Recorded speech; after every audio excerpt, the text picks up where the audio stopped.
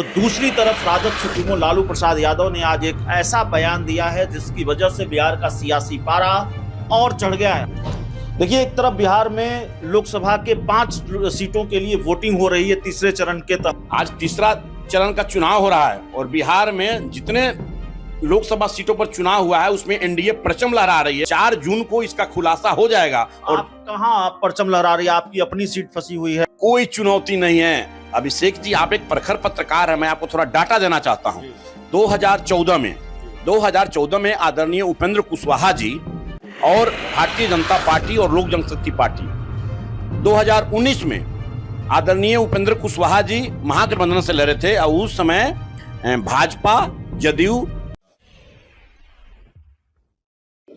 देखिए, एक तरफ बिहार में लोकसभा के 5 सीटों के लिए वोटिंग हो रही है तीसरे चरण के तहत, तो दूसरी तरफ राजद सुप्रीमो लालू प्रसाद यादव ने आज एक ऐसा बयान दिया है जिसकी वजह से बिहार का सियासी पारा और चढ़ गया है। हालांकि मौसम में ठंडक है, उतनी गर्मी आज नहीं है और मौसम विभाग का पूर्वानुमान है कि अभी मौसम में ठंडक रहेगी, लेकिन बिहार की राजनीति की तासीर ऐसी है, यहाँ सर्दी का कोई मौसम होता नहीं है। बिहार की राजनीति गर्म रहती है। लालू यादव ने मुस्लिमों को आरक्षण की वकालत कर दी है, जो उनका बयान है। हमारे साथ उपेंद्र कुशवाहा की पार्टी राष्ट्रीय लोक मोर्चा के वरिष्ठ नेता, पार्टी के प्रवक्ता रामपुकार सिन्हा साहब हैं। सिन्हा साहब, बड़ा बवाली बयान दे दिया लालू यादव ने।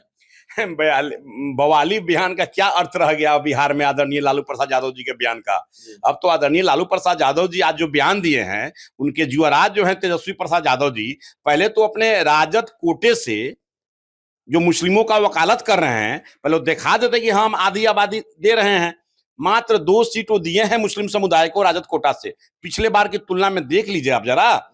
इसलिए यह अब लालू प्रसाद यादव जी मुस्लिमों को रिझाने का जो काम कर रहे हैं। बिहार का अल्पसंख्यक समाज बहुत बुद्धिजीवी हो चुका है, वो देश में अस्थायी सरकार चाहता है। आज मैं ये बता देना चाहता हूं कि लालू प्रसाद यादव जी 15 वर्षों तक पति पत्नी की सरकार चलाए।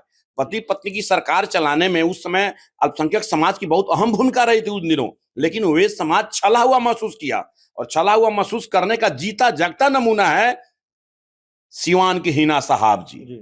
पूरा बिहार के अल्पसंख्यक समाज जान रहे हैं क्या उनके साथ इन लोगों ने दुर्दशा किया। इसलिए बिहार का मुस्लिम समाज अब झांसे में आदरणीय लालू प्रसाद जी के आने वाला नहीं है। तो आपके साथ आ जाएगा? बिल्कुल, आप लोकतांत्रिक मूल्यों पर चलिएगा, आप नीति संबद्ध बात कीजिएगा, तो एनडीए के साथ तो मुस्लिम समुदाय के लोग हैं ही। चर्चा तो यह है कि बिहार में 2 चरणों में 9 लोकसभा सीटों पर वोटिंग हुई। एनडीए को बड़ा झटका लगा है। आज तीसरा चरण का चुनाव हो रहा है और बिहार में जितने लोकसभा सीटों पर चुनाव हुआ है उसमें एनडीए परचम लहरा रही है और 70 से 72% लोगों ने एनडीए गठबंधन को वोट दिया। जितना पोलिंग हुआ, पोलिंग का जितना ग्राफ रहा, उसमें 75% लोगों ने एनडीए गठबंधन को दिया है। 4 जून को इसका खुलासा हो जाएगा। और आप कहां परचम लहरा रही है? आपकी अपनी सीट फंसी हुई है। उपेंद्र कुशवाहा के खिलाफ पवन सिंह चुनाव लड़ रहे हैं काराकाट में, और माना जा रहा है कि बड़ी चुनौती बने हुए हैं पवन सिंह। कोई चुनौती नहीं है। अभिषेक जी, आप एक प्रखर पत्रकार है, मैं आपको थोड़ा डाटा देना चाहता हूं। 2014 में आदरणीय उपेंद्र कुशवाहा जी और भारतीय जनता पार्टी और लोक जनशक्ति पार्टी 3 खेमे एक साथ थी। उस समय जनता दल यू अलग लड़ रहा था। 2019 में आदरणीय उपेंद्र कुशवाहा जी महागठबंधन से लड़े थे और उस समय भाजपा, जदयू और लोजपा एक साथ चुनाव लड़ रही थी। और इस बार 2024 में आदरणीय उपेंद्र कुशवाहा जी भी हैं, चिराग पासवान जी भी हैं, भारतीय जनता पार्टी भी है और जनता दल यू भी है और हिंदुस्तानी अवाम मोर्चा है। जहां 5-5 घटक दल एक साथ है, तो फिर वहां लड़ाई कहां है? तो ये कोई लड़ाई नहीं है। इस पूरी रिपोर्ट में इतना ही। बहुत बहुत धन्यवाद।